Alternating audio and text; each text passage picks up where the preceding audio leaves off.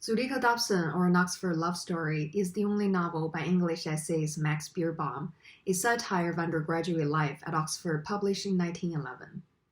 The book largely employs a third-person narrator limited to the character of Zuleika, then shifting to that of the Duke, and halfway through the novel suddenly becoming a first-person narrator who claims inspiration from the Greek Muse Clio, with her all-seeing narrative perspective provided by Zeus.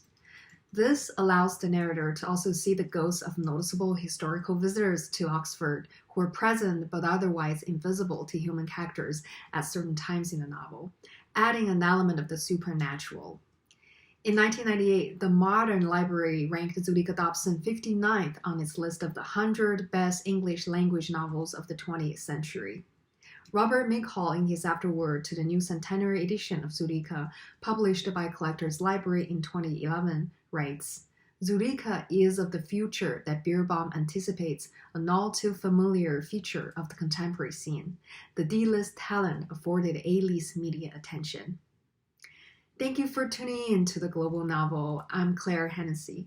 With me today is Dr. Margaret Stas, the May and Robert Carter Professor of Women's Studies and Professor of Humanities at the University of Delaware. Dr. Stas is the author of British women's comic fiction from 1890 to 1990, and another book titled Gender and the London Theatre from 1880 to 1920, and a third book titled Facing the Late Victorians, along with more than 120 published essays on subjects ranging from Victorian art and print culture to new Victorian literature and film to women and war to fashion. Hello, Margaret. Welcome to the show. Hello. Thank you, Claire. I am so happy to be here. It was extremely kind of you to invite me and to give me this chance to talk about a novel that I always have mixed feelings about when I read it. One thing that does occur to me again and again, I think every time of what Nigel Nicholson, the son of Vita Sackville West, said about Virginia Woolf's novel Orlando, which was published in 1928 and is also a comic fantasy. He said that it was the longest and most charming love letter in English literature. And he meant that it was Virginia Woolf's love letter to his mother, Vita Sackville West, with whom she had had indeed a relationship that also remained as a long friendship. Zuleika Dobson is a love letter to Oxford. It's not so much a satire of Oxford, although it is that as well, as an expression of love and nostalgia and longing for the past, and for the past at Oxford in particular, that Beerbohm himself had left behind. Max Beerbohm, who was an undergraduate at Merton College, Oxford University in the early 1890s, left before getting his degree. He never got his Oxford diploma. He decided to go to London and be a star, be a celebrity of the decadent world, where he quickly took that world by storm with one of his very first publications, which was an essay in the first number in April 1894 of the Yellow Book. It was the beginning of Max Beerbohm's celebrity, but it was also the beginning of his very mixed feelings about the idea of celebrity. And that, more than Oxford, is what he satirizes in Zuleika Dobson. He makes fun of the desire to be admired and of the consequences of falling under the spell of a celebrity. Meanwhile, though, he looks and thinks and writes about the beautiful world of Oxford, which stayed with him even after he had left England. This novel was published in 1911, but he had been working on it for at least 12 or 13 years, beginning it in the 1890s. And he finished it and published it 1 year after, in 1910, he left England forever. He came back during both world wars because he had to, but he officially moved and created a permanent home in Rapallo, Italy, with his new bride, Florence Kahn, who was herself an actress, a Jewish American actress. And thinking back to the world of Britain, of England, of Oxford that he knew in the early 1890s fueled this novel as much as anything else did. I think it's truly great to talk about this brilliantly composed comic fiction by Max Beerbohm. And speaking of the author, I'm aware that you are recently the co-curator of an exhibition at the New York Public Library that is running until January 28th this upcoming year. And the exhibition is titled Max Beerbohm, The Price of Celebrity. What an exciting title! And how is the exhibition going? I'm sure one can learn a great deal about Max Beerbohm from this very exhibition, right? Well, I hope so. Mark Samuels Lassner and I co curated this. He is Senior Research Fellow at the University of Delaware Library, Museum, and Press. And the exhibition has an online presence too. So if you go to a search engine and look for Max Beerbohm, The Price of Celebrity, NYPL, meaning New York Public Library, will come up and you can see all of the items that are on display there and read the text of all of the labels because I wrote all of those labels.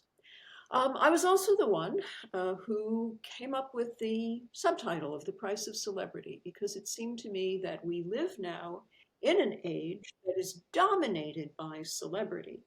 And Max Beerbohm was alive and active on the cusp of that and was himself involved in the celebrity industry as a visual caricaturist who was not only a writer, but was also an artist who was making his living in two different ways. One was by writing theater reviews for the Saturday Review from 1898 to 1910, and the other was selling caricatures of the great, the famous politicians, writers, artists, theatrical stars, you name it, selling these to the public and also having these appear in various newspapers and magazines where they were reproduced endlessly and were treasured. They were treasured too by some of the people whom he caricatured, who very much enjoyed the fact that he was adding to their celebrity by making fun of them visually. So, yes, in the world of Taylor Swift, it seemed to me that the world of Zuleika Dobson fits right in.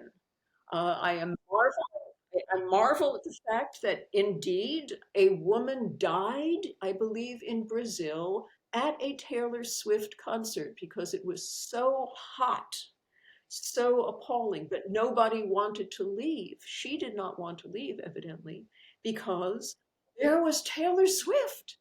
And it seems to me a very short step from that to going back in time to Zuleika Dobson and the idea that an entire male undergraduate population at Oxford would throw itself in the river shouting the name Zuleika. They may as well have been shouting the name Taylor and wearing friendship bracelets. Right, right. Well, it's such a complicated novel, which you mentioned before we were on air. To begin with, what do you think of the characterization? Do characters have depth? How does this characterization contribute to the novel's themes? Well, actually, this is one area where I would maybe want to revise that idea a little bit because I think the characters have no depth at all, and that this is intentional on Beerbohm's part. Beerbohm was friend and admirer of E.M. Forster, who was only a little bit younger than he was. You might be aware of E.M. Forster's critical work, from 1927 called Aspects of the Novel, in which he talks about works that have flat characters versus works that have round characters. Round characters have depth. They have complicated backstories. They have emotional motivations. They have interesting, changeable minds, and they develop. If we think about what's called the Bildungsroman, meaning the novel of development, of growth, the protagonists of the Bildungsroman will always be round characters because you are watching them turn into their mature selves. What we have in Zuleika Dobson, it seems to me, is the opposite. It is a comic work that uses what Forster would have called flat characters. The characters have the quickest possible changes of behavior, unrelated to any reasonable emotions. There's nothing much motivating them other than the narrator saying, they now did this. So that is one of the joys, actually, of this novel, that you have to be paying attention at every moment because of the quick changes. And what we get are endless reversals, motivated by pretty much nothing in particular, whether that's on the part of Zuleika Dobson, who goes from instantly falling in love with the Duke of Dorset to hating him when she sees that he loves her. And we have him instantly falling in love with her, but then hating her. Like, I mean, we go on and on. And Katie Batch, the landlady's daughter, who loves the Duke and who hates Zuleika, and who then loves Noakes, and then who hates Noakes, and on and on. We get all of these things. So, yeah, these are not characters with any depth, but they are very entertaining characters. They are all surface, and the surface is polished and lovely.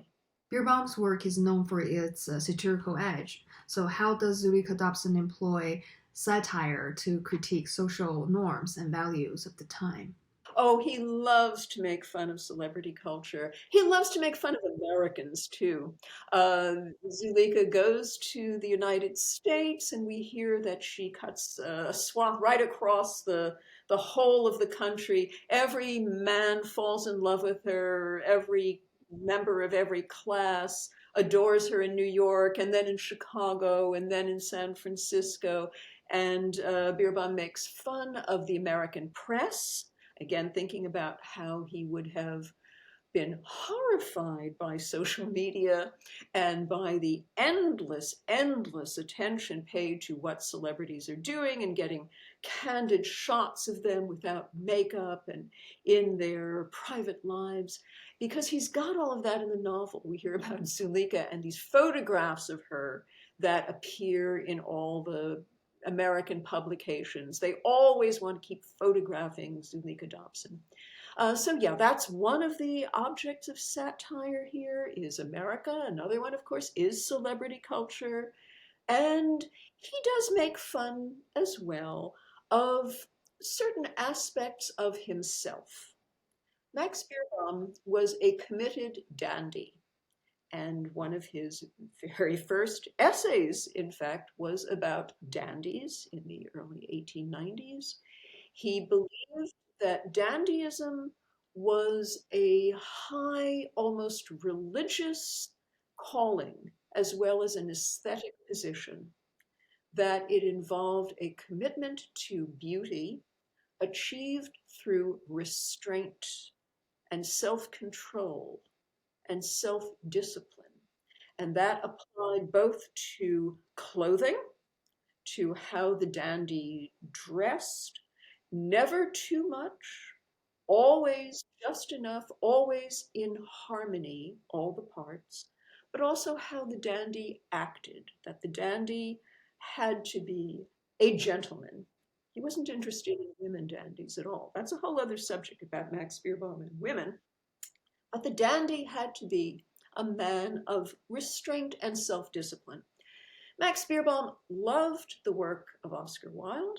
He was great friends with Oscar Wilde, but he wrote satirically about Wilde and he did some vicious visual caricatures of Wilde because he thought that Wilde was not self disciplined and self controlled, whether in his sexuality or in his eating and drinking.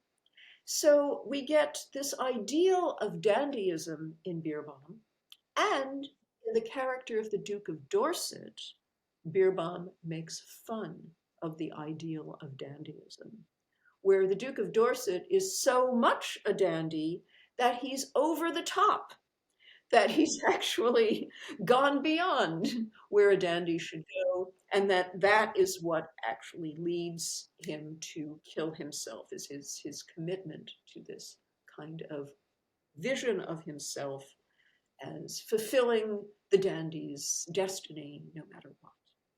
Well, Zuleika's allure is the central focus of the novel. So, what are your thoughts on how Beerbohm portrays her magnetism and its impact on the surrounding characters and the story's major trajectory? Oh, he makes fun of it like mad. Even as everyone around her is saying how utterly irresistible she is, she's a pill. And she's described as not so ideally beautiful, much more ideally beautiful in the style of the turn of the century is Katie Batch, the um, landlady's daughter. What Zuleika Dobson has is magnetism. And again, I think about the worship of somebody like Taylor Swift. Nobody will ever be able to prove that Taylor Swift was the greatest singer of the 21st century.